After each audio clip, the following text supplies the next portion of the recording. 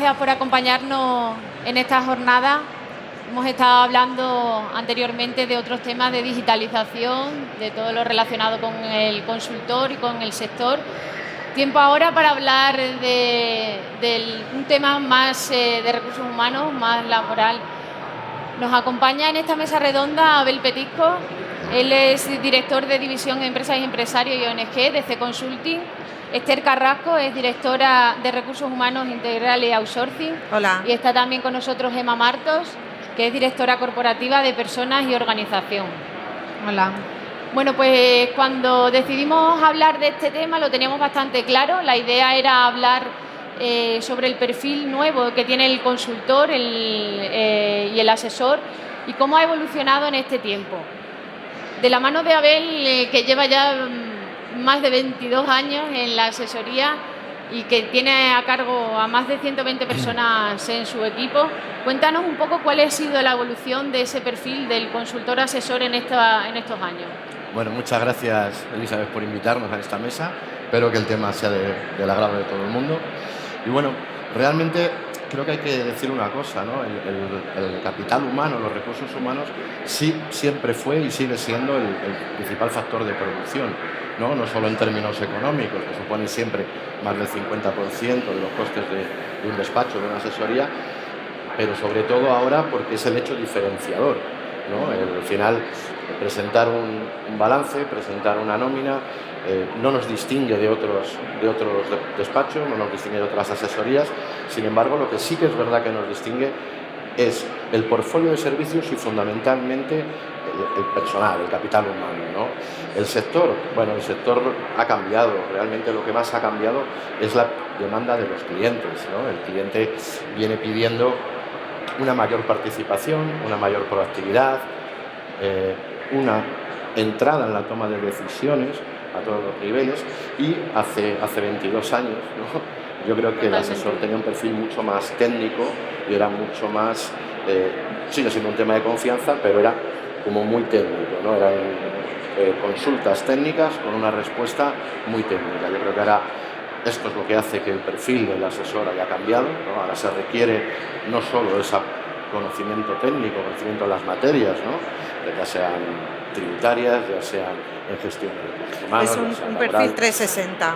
Un perfil 360. Lo que es cierto es que ahora se exige una empatía, se exige un perfil más comercial, una capacidad de análisis, una capacidad de toma de decisiones, porque insisto, lo que ha cambiado es la demanda del cliente, ¿no?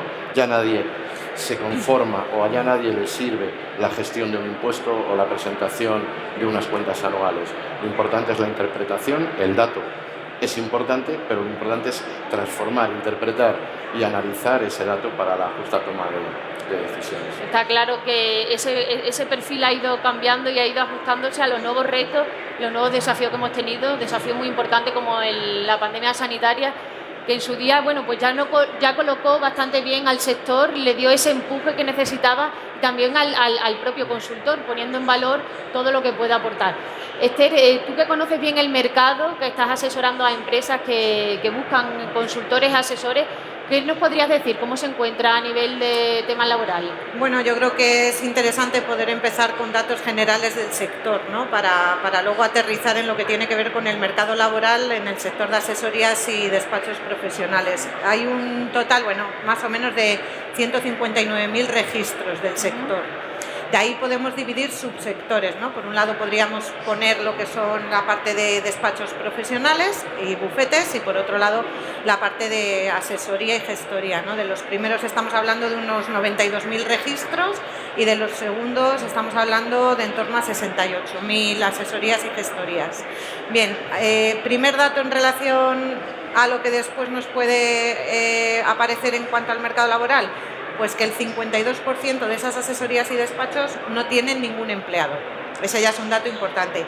Y solo el 3% tiene más de 10 empleados. Con lo cual, la primera conclusión es que estamos en un sector, sobre todo, de autónomos y de micropymes, ¿vale? Es un sector muy atomizado.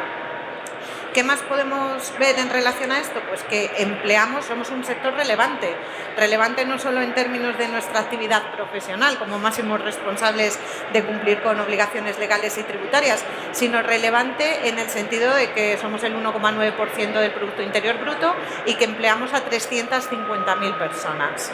¿Cómo está ese mercado laboral? Pues es un mercado laboral dinámico. Justo antes de preparar la mesa redonda, hicimos un pequeño estudio de mercado pues para ver un poco cómo estaba todo el tema de las vacantes de empleo, ¿no? Para ello consultamos distintas fuentes de reclutamiento, redes sociales. Bien, pues había unas 550 vacantes que se pueden entender como vacantes relacionadas con el sector. Aquí hay que tener en cuenta que en esos datos no nos está apareciendo todo lo que es la oferta de empleo oculta, es decir, hay una parte de empleo, no solo en el sector de asesorías y despachos, sino en general, que no sale a la luz, que no se publica, ¿no? De esas 550 vacantes, aproximadamente el 30% eran para la parte de asesoría laboral, el 40% más o menos para la parte de asesoría fiscal y luego el otro 30% pues se dividen en perfiles que tienen que ver con desarrollo de negocio dentro de la asesoría o perfiles para el área mercantil o perfiles técnicos un poco más especializados. Y por zonas, pues por zonas teníamos todavía una concentración de la oferta y la demanda laboral en las grandes ciudades, ¿no? Pues en primer lugar estaba la Comunidad de Madrid, luego estaba Cataluña con Barcelona a la cabeza, después estaba Andalucía y luego ya venían Valencia y la zona norte, ¿no? Con lo cual las conclusiones, pues que sí que es un sector dinámico, sí que es un sector donde se mueve bastante la oferta y la demanda de empleo, pero es un sector atomizado donde las propias asesorías y despachos, para entrar a competir no solo a nivel de producto, como decía antes Abel, sino a nivel de competir con respecto a la atracción de talento, que es un poco el tema del que venimos a hablar, tienen que formar parte de estructuras más grandes y esa es la tendencia del sector, ¿no? El intentar buscar asociaciones o formar parte, ¿no?, de entidades que te permitan también llevar una oferta atractiva, no solo desde el punto de vista de cobertura de servicios, sino desde el punto de vista de ser capaz de atraer las personas que necesitas para prestar después ese servicio al cliente, ¿no? Yo creo que eso es hemos lo hecho fundamental. esa primera radiografía del consultor. Hemos hecho también cómo está el sector de la asesoría y vamos a conocer y a entrar ya un poco más a fondo sobre cuáles son los problemas o qué desafíos tenemos para retener y para encontrar ese talento que realmente encuentran las empresas. Y ahí sí que me gustaría que Gemma, bueno, pues comentaras también cómo lo hacéis o desde tu experiencia cómo se está haciendo para retener a los mejores, para que se permanezcan y también consolidarlo en esa firma, en la firma. Pues como ha dicho Abel y Esther, el perfil del consultor que buscamos ya no es el mismo que hace unos años. Las capacidades técnicas que antes era lo que motivaba que se incorporara la gente en la plantilla, ahora por supuesto son necesarias, pero buscamos otras cualidades, porque lo que necesitamos es que el consultor, el asesor, vea al cliente en su centro, lo entienda un todo, que entienda su negocio, no solo que conozca lo que es técnicamente la materia en la que él está prestando servicios, sino que entienda como un todo. Y para eso, pues con lo difícil que está encontrar consultores que se adapten a las necesidades que como empresa queremos, porque es lo que ponemos en valor es al cliente, pues lo que intentamos es adoptar medidas que permitan que las personas que entran en nuestra compañía quieran permanecer ahí y crecer profesionalmente y personalmente. Nosotros a nivel de como C-Consulting, para nosotros fue un punto de inflexión la pandemia, como para todas las empresas. El modelo que teníamos antes de prestar servicio era un modelo muy presencial, íbamos a la oficina y la pandemia pues nos cambió el paso a todas las compañías. Entonces pasamos de tener que estar todos los días yendo a la oficina y que era un modelo de negocio que venía funcionando y que la gente estaba contenta a desaparecer. Claro. Entonces eso que nos sirvió pues puso a prueba todo el capital humano que teníamos y que tenemos en la actualidad, porque no solo fue un cambio en el modelo de negocio, sino una situación de estrés a los que estuvimos sometidos impresionante, pero un estrés no motivado por la alerta sanitaria y el miedo a no poder saber si te va a pasar algo o no a nivel de salud, el hecho de estar también encerrado en casa y no que te permitía ni siquiera ver a tu familia, ni poder hacer cosas tan básicas como salir a la calle. Si a eso le añadimos que los cambios legislativos se sucedían cada 2 por 3... Fue una locura. fue y que una a los locura. clientes había que darle una solución, pues si salía el BOE a las 10 de la noche o a las Inmediata. 11, al día siguiente te estaban llamando, pues eso al final como compañía y viendo que el equipo humano había dado la talla te hace replantearte muchas cosas, porque gracias a que estas personas hicieron todo lo posible por estar trabajando, dando servicio, pues había que buscar otras medidas que hicieran que ellos estuvieran cómodos una vez que se había normalizado la situación. Claro. Y en eso empezamos a trabajar. Actualmente tenéis un paquete de medidas que supongo que es compensatorio y es lo que intenta para llamarla o para atraer a ese talento, ¿no? Y para mostrar esa diferencia con respecto a otras empresas. Gemma yo creo que luego puede, digamos, trasladar un poco lo que son las claves de lo que en C-Consulting está funcionando. Yo sí que quería dar la foto en relación al sector, ¿no? Entonces, me he traído aquí los tips en relación a la parte que tiene que ver, al final en un proceso de selección hay dos partes. Está la parte de la empresa, que lógicamente es quien tiene la última palabra con respecto a quién incorpora a su compañía, pero está la parte del candidato que es igual de importante y que también tiene que decidir si un determinado proyecto profesional cubre o no cubre sus expectativas, pues profesionales, salariales, etcétera. Entonces, esos candidatos, al final, esto es un ajuste de la oferta y la demanda. Entonces, yo, después de hacer ese estudio del que os hablaba al principio, me he traído aquí un poco el resumen de los perfiles profesionales que se están demandando más y de las ofertas de empleo desde el punto de vista del sector, los ingredientes que tienen que tener para hacerlas más competitivas. Hay uno que está claro y es que todos trabajamos por dinero, eso está clarísimo, ¿no? Pero sobre todo en un sector donde el 52% no tiene ningún empleado y hay mucha gente, muchas asesorías y gestorías pequeñas que tienen una estructura pequeña, normalmente competir con salarios es complicado, con lo cual hay que ser más creativo y más imaginativo y ser capaces de competir con otra serie de medidas, ¿no? Entonces, los perfiles que más están demandando son, por supuesto, profesionales universitarios o de grado formativo superior en administración y finanzas que garanticen el conocimiento técnico requerido. Un alto porcentaje cuenta con estudios de posgrado o máster, o bien en asesoría jurídica o en asesoría fiscal y tributaria o recursos humanos.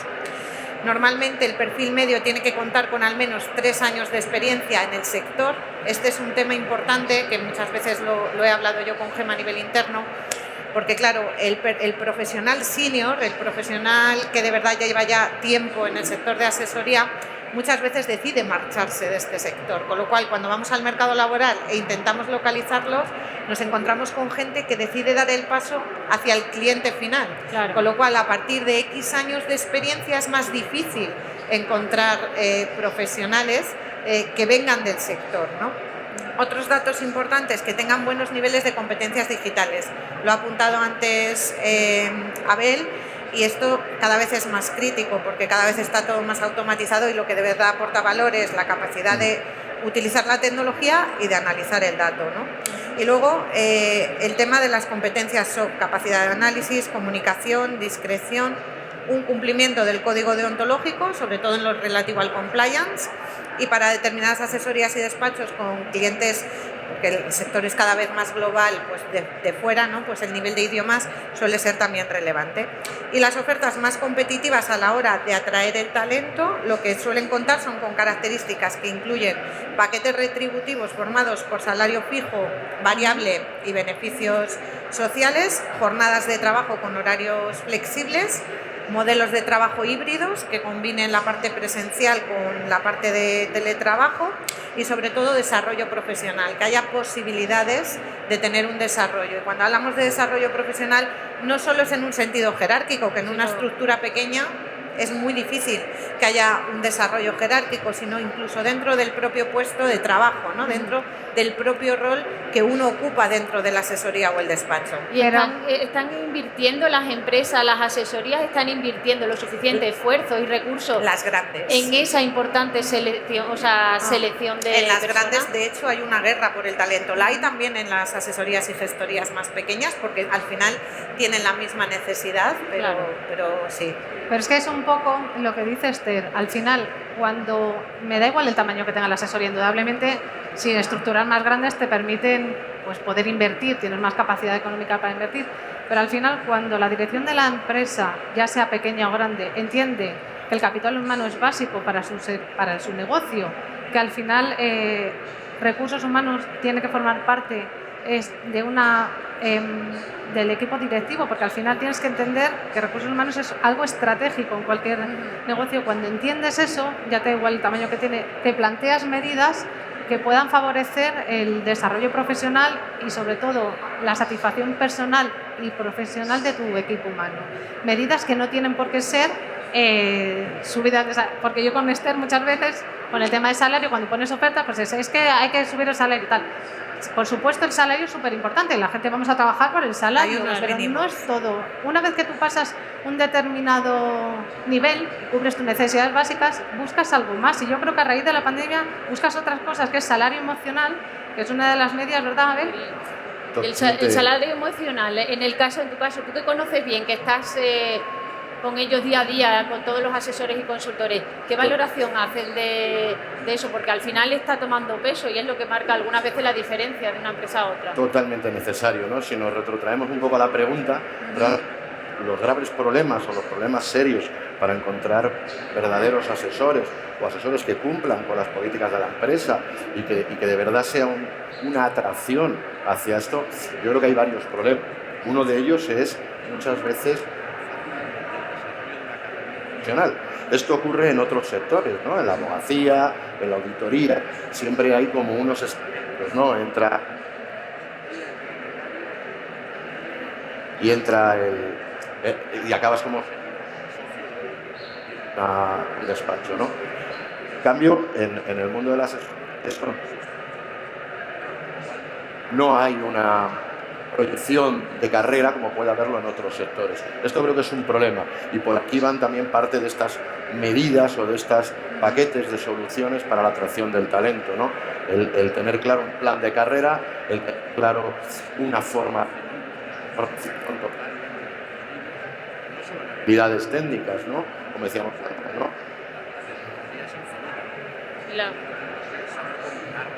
¿no? Y creo que la flexibilidad, la capacidad de adaptarse a los entornos cambiantes. Consulting ya había dado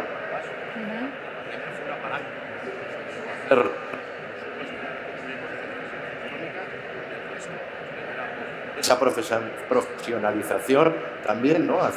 No hay un carnet de asesor. Esa parte es fundamental. Para ser... Perdón.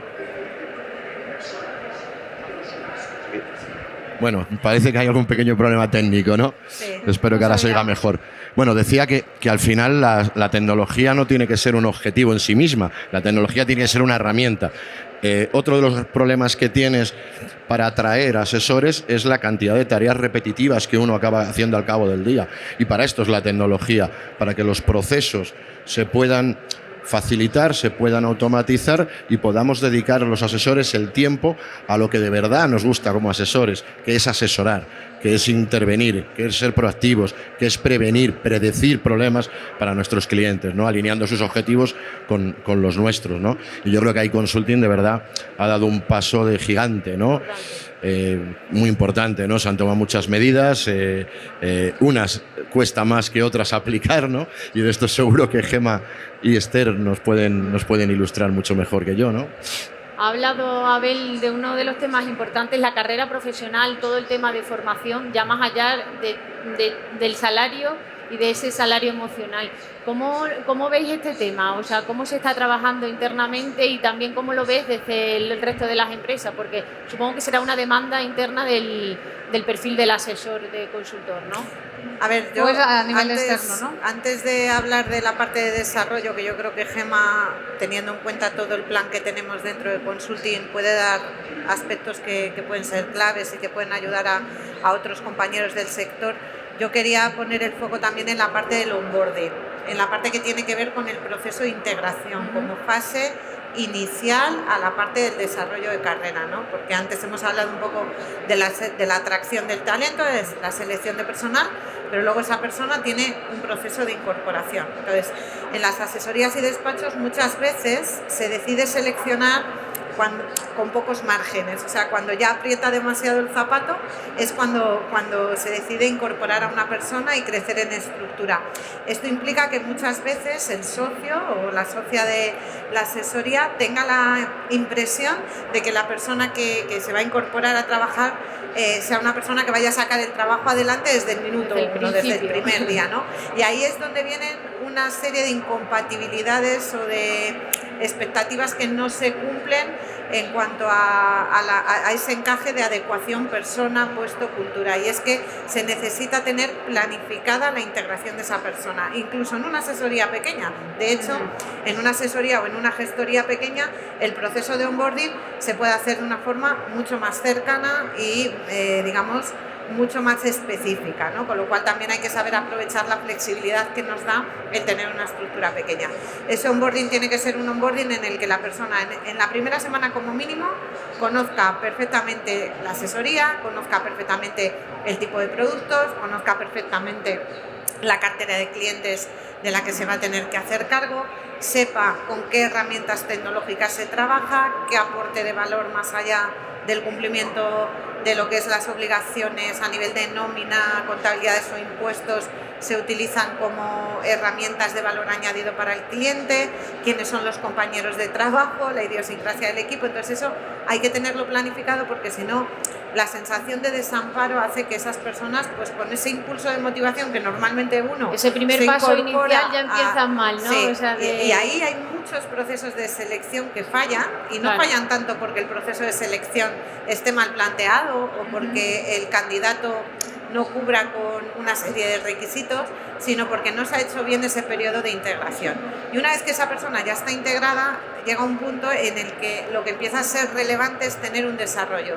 Yo ya soy asesora laboral, ya soy asesora fiscal, ya tengo un confort en relación a cómo gestiono mi cartera, pero normalmente hay cierta ambición por crecer, por querer ir más allá. Del exactamente, desarrollo ¿no? Y ahí es donde la parte de desarrollo de carrera muchas veces tiene que venir modificada en cuanto a la etiqueta que le ponemos, ¿no? Y más que un desarrollo de carrera, que normalmente necesitas estructuras muy grandes para que existan o este tipo de cosas, tiene que ser un desarrollo, como decía antes, del propio rol del asesor en el propio puesto de trabajo. No solo en la parte técnica, con actualización de conocimiento continuo, que eso nos lo exige el propio sector al que nos dedicamos, sino en esa parte de soft skill, de competencias más blandas, que tienen que ver con la orientación al cliente, que tienen que ver con la parte digital, que tienen que ver con la capacidad de análisis, ¿no?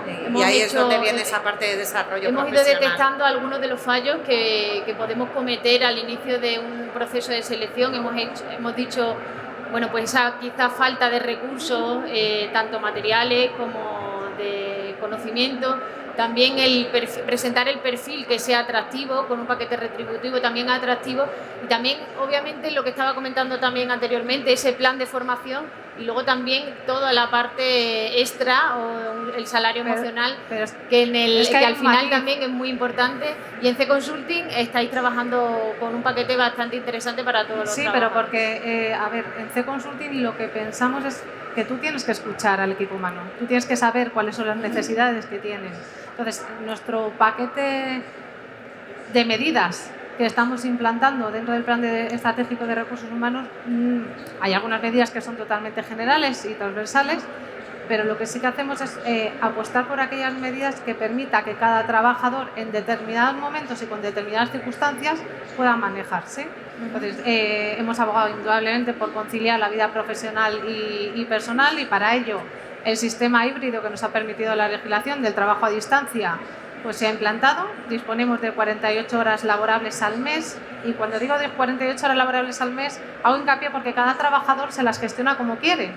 Eso que supone que no te tienes por qué coger días enteros, claro, porque al final no todo el mundo tiene las mismas circunstancias, pero un trabajador que en su vida tiene responsabilidades familiares, hay veces que hay otros meses en los que le surge cualquier imprevisto y necesita hacer ese uso de otra forma distinta. Entonces, si abogamos por una flexibilidad, pues lo que no podemos es encorsetarnos. Entonces, lo que dejamos es a disposición del trabajador para cubrir esas necesidades.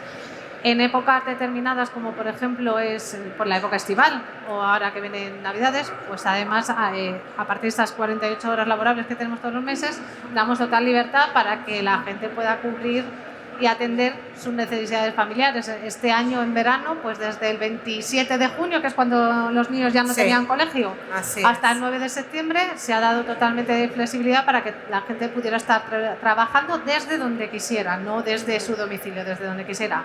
Sí.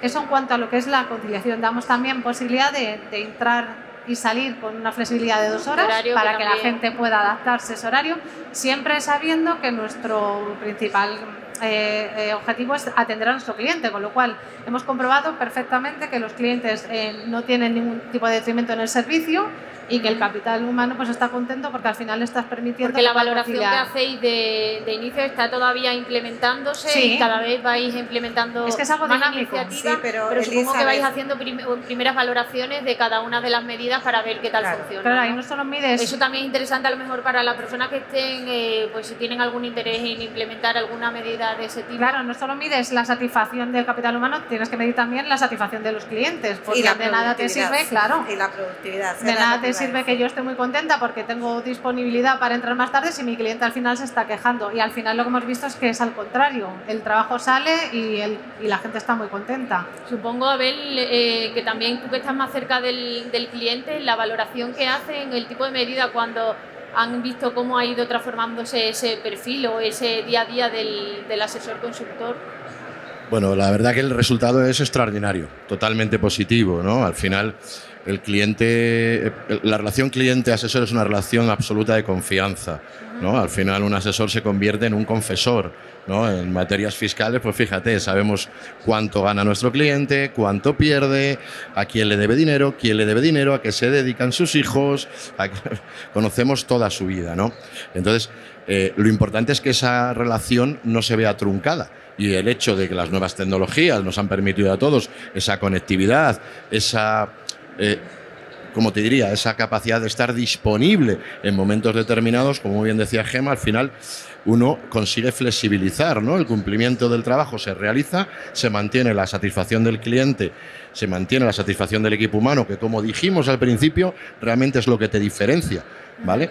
Pero yo permítame que insista con la idea, es que al final de nada sirve un balance. Un balance no es nada si no tiene detrás una interpretación y una toma de decisión sobre lo que va a pasar en el próximo balance, ¿no? Entonces, absolutamente encantados, ¿no? de las políticas. Hay que seguir avanzando en esa línea y por supuesto, supongo que vuestra llamada también de atención o el consejo para esas pequeñas asesorías que a lo mejor ven este tipo de medidas que bueno que se pueden escapar un poco. Les da miedo. A lo mejor no sé qué le podéis decir o qué recomendación, porque al final es verdad que tienen que cambiar la mentalidad. De hecho, nosotros hacemos procesos de selección para asesorías y despachos a nivel nacional y son de todo tipo, desde asesorías muy chiquititas con estructuras muy pequeñas hasta despachos y consultoras más grandes. Y en general había un miedo, ¿no?, a dar estos pasos hacia hacer las ofertas de atracción de talento en la parte que no tiene que ver con retribución más atractivas en base a implementar esta serie de medidas. Y te das cuenta cuando estás con un empresario o con el dueño de una asesoría que denominamos más del siglo XX o más del siglo XXI, ¿no? La gente joven tiene mucho menos miedo a implantar este tipo de medidas, tiene menos miedo porque es en sus experimentos, en sus momentos en los que lo ha hecho de una forma a modo de prueba, ha visto que la productividad no solo no ha disminuido, sino que ha aumentado.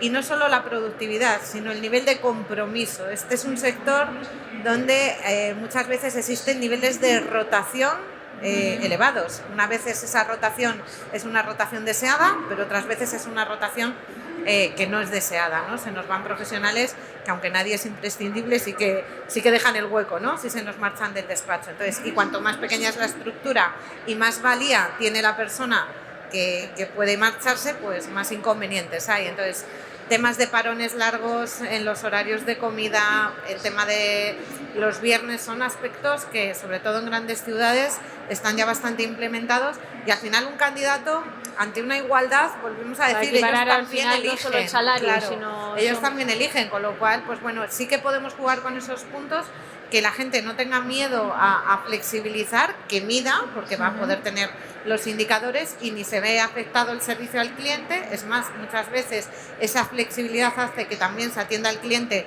entre comillas, cuando lo necesita, fuera de lo que es un horario estricto a nivel laboral, y la productividad aumenta, ¿no? Pero porque es que yo creo que es lo que decíamos antes, da igual la estructura, es que partimos de una base, hay que escuchar.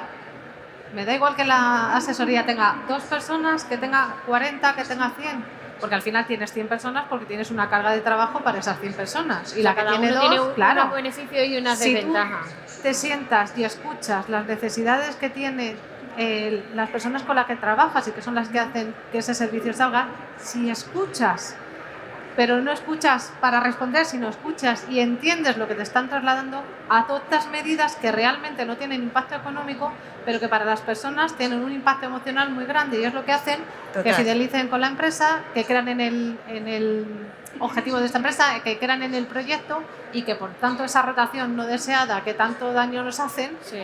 pues se reduzca o apenas exista. Al final ese tipo de medidas también vienen enlazadas también todo el tema que vemos y que sufre el consultor, todo el tema relacionado con la salud mental. Sabemos que trabajan bajo unos niveles de estrés bastante altos. Como bien ha dicho, no sé si ha sido Gemma o Esther, está continuamente cambiando la legislación. El cliente exige al asesor, al consultor, que esté activo, que esté siempre ofreciendo novedades, que esté actualizado completamente para el día siguiente. Entonces, no sé cómo lo veis esto con vuestros equipos de trabajo, qué es lo que os comenta como empresa, qué se está haciendo, y en el sector, o sea, cómo luego también ves que lo están haciendo el resto de las empresas, un tema tan importante y tan delicado que al final, bueno, pues puede ser el que va a diferenciar de estar en una empresa o en otra. Nosotros como empresa lo que hacemos, y ya te dejo, lo que estamos haciendo, pues al hilo de lo que decíamos, es mucho hincapié en qué necesidades. Como ha dicho Abel, el sector ha evolucionado. Indudablemente los cambios normativos son los que hay, tienes que adaptar, tienes que dar formación técnica, pero lo que estamos haciendo es sobre todo invertir en una formación ad hoc, dando formaciones específicas a aquellos asesores en lo que realmente lo necesitan. Las formaciones profesionales, por supuesto, pero si nosotros sabemos que hay un asesor que tiene determinadas carencias a la hora de tener unas competencias de las que nosotros creemos que todos los asesores tienen que tener para nuestros clientes, pues hacemos hincapié en eso, en darle formación ad hoc, no en formaciones generalizadas. Si cambia el proceso de trabajo y estamos evitando que el trabajo administrativo, que al final no aporta un valor añadido a los clientes, pero que son necesarios hacer, pues como compañías están empezando a establecer mecanismos para que el asesor se libere de esa carga y que se pueda destinar a lo que realmente tiene que hacer. Entonces, esa forma y esos cambios en los procesos de trabajo tiene que venir acompañado de una formación. Hay mucha comunicación porque el trabajador tiene que conocer el por qué la empresa toma determinadas decisiones, por qué está implementando nuevas herramientas o estamos utilizando nuevos programas, porque solo si él entiende el beneficio y el objetivo que se persigue es cuando ese cambio, porque a todo el mundo nos sacan de nuestra zona de confort, no se va a volver como una resistencia y algo negativo, sino lo voy a ver como una oportunidad, no como algo que me va a hacer un quebradero de cabeza. Y en eso está, bueno, ahí te puede ayudar más Abel, que además está en medio de un proceso. No sé si es palpable esa inicial reticencia al cambio, que bueno, que al final es una tecnología nueva, son herramientas nuevas que estás incorporando en tu día a día, o sea que tienes que conocerlas bien para sacarle el máximo provecho. Sí, es así, ¿no? La resistencia al cambio es algo que es intrínseco al ser humano, ¿no? Entonces hay personas que tienen una mayor resistencia y personas que tienen una menor resistencia. Ahora es necesario, nuestro entorno es cambiante, todo el mundo que ha trabajado en asesoría, creo que pocos sectores tienen más cambios que la asesoría, ¿no? Todos los días hay nuevas modificaciones normativas, todos los días hay nuevas tecnologías que hacen cosas de forma diferente y al final es lo que decíamos antes, hay que ser capaz de adaptarse. En cuanto al tema de la salud mental y demás, pues evidentemente lo que hay que promover es que uno le guste su trabajo. ¿Vale? Entonces, en la medida de efectivamente, y eso se consigue con diferentes medidas. Ya hemos hablado de temas de flexibilidad de horario, capacidad de teletrabajar, capacidad de influir en su propio desarrollo profesional de carrera, ¿no? Con la orientación, ya sea más una orientación más comercial o ya sea una orientación un poquito más técnica. Esto es un poco lo que yo creo que hay que hacer. La rotación es quizá lo más dañino para un despacho, ¿no? Hablábamos siempre de confianza de cliente. En el momento que desaparece un asesor, ese cliente está en riesgo, ¿no?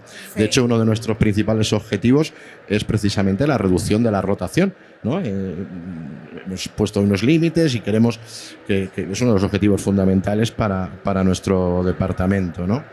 Y bueno, quizá como un poco ya a modo también de resumen, creo que lo que queda patente es que la gestión de recursos humanos hay que profesionalizarla, ¿vale? Desde el inicio o preinicio, ¿no, Esther? Desde Con la todo- captación, ¿no? Has Desde dicho, la parte o sea, de atracción. justamente has dicho la profesionalización de los recursos humanos, pero también, y ya para ir concluyendo con esta mesa de debate, también importante no solo el tema de recursos humanos, sino la retención y la selección, encontrar al mejor, encontrar Sí. que se adapte, no sé, Esther, Más que el si mejor, fuera el más idóneo. A mí el no me más gusta idóneo con la hablar del cultura mejor, sino del porque al más final no es idóneo. solo el trabajo, sino también que mame esa cultura y que bueno, que sea Sí. uno más de la propia empresa. ¿Qué Ah. recomendación darías ya como para Sí, ir cerrando? solamente un apunte en relación al tema mental y al tema de competencias. Hay que aterrizar muchas veces el sector en el que nos encontramos. Por ejemplo, una característica fundamental en un asesor es ser capaz de trabajar bajo presión, ¿no? Entonces, tenemos muchas veces candidatos que sabemos que no tienen los niveles competenciales suficientes desarrollados en ese sentido. Entonces, eso forma parte de nuestro modelo de negocio. El que trabaja en asesoría tiene que saber gestionar esa tensión. Un junior en un nivel y un senior en otro nivel. Igual que tienes que tener una serie de capacidades en cuanto al trato con el cliente. Entonces, no todos los candidatos que sí que cumplen unos requisitos técnicos en términos de recursos humanos, relaciones laborales, contabilidad, fiscalidad, todos los ámbitos del derecho, tienen luego esas otras capacidades. Y sí o sí hay que dejar claro de cara a expectativas desde el principio que eso forma parte del core de negocio, porque lo que no se puede es generar la sensación de que no van a existir esos momentos de tensión, Esos porque picos de trabajo sobre todo que los no. juniors, porque los candidatos luego pues se generan esas frustraciones, con lo cual, por ejemplo, esa es una parte que forma parte del ecosistema de competencias que hay que Sí, que tener. es importante que el Sí. consultor asesor lo interiorice Sepa, desde y el lo sepa minuto uno gestionar también, y con lo toda sepa la gestionar. formación, como decía Gemma, que después se le puede aportar, pero hay gente que se bloquea o que eso le lleva a tener sensaciones pues bueno, de Podría demasiado que sí que- estrés, ¿no? Y eso es importante. Entonces, por resumir y por concluir, minimizar los riesgos con la selección de personal. ¿Y cómo minimizáis los riesgos con la selección de personal? Se minimizan, que no se eliminan porque las personas no son matemáticas, ¿no? Se minimizan preguntándonos con suficiente tiempo de antelación qué necesitamos de verdad. Y para eso tenemos que tener muy clara nuestra cultura como asesoría o gestoría y tenemos que tener muy claro el perfil que estamos buscando en al menos 3 conceptos, los digo así muy básicos. Por un lado, funciones, responsabilidades y tareas y herramientas. Por otro lado, requisitos en el sentido de saber qué vamos a exigir a esas personas que van a participar en el proceso de selección e intentando diferenciar en la medida de lo posible los que son imprescindibles de los que son valorables. Los clientes normalmente cuando buscan hacer selección de personal muchas veces, pues claro, te hacen la carta a los Reyes Magos. Pero Claro, hay que aterrizar claro. un poco. Entonces, bueno, pues requisitos imprescindibles que si alguien no los cumple no va a seguir adelante en el proceso de selección de valorables, que son los que tienen un aporte de valor, y luego las condiciones muy claras en términos del paquete retributivo, tanto la parte fija como la parte variable, y todas esas otras medidas de las que hablábamos antes que intentemos que hagan más competitiva la oferta que estamos lanzando al mercado para atraer talento y para luego tenerlo retenido, ¿no? Perfecto, pues muchísimas gracias. Y Gemma, ya como un apunte de cierre también en relación con lo que ha dicho Abel, la profesionalización de recursos humanos, ¿qué le dirías también a la audiencia o el consejo Yo para...? lo resumiría en 3 palabras: Ujú. escuchar, comunicar y formar. Si tú escuchas, comunicas al equipo humano que tienes en tu empresa los objetivos, el porqué de las cosas y le das esa formación, al final ellos se identifican. Las empresas son como una familia. La gente lo que queremos es formar parte de algo y que te escuchen. Entonces, cuando tú haces lo que os he dicho, escuchar, los comunicas y formas, con eso es más fácil que esas personas que forman parte de la compañía y con la que tú quieres emprender y seguir el viaje a nivel empresarial, pues estén a gusto y quieran permanecer con nosotros. Pues muchas gracias, Esther, y muchas gracias, Emma, vosotros. muchas gracias, Abel, y muchas gracias, bueno, a toda la organización por darnos este espacio en el que hemos tratado un tema que es relevante y esperemos que os haya interesado. Si tenéis alguna consulta, alguna duda para profundizar con ellos, con los expertos, estamos ahí en el stand y los atenderemos encantados. Un saludo. Gracias. Gracias.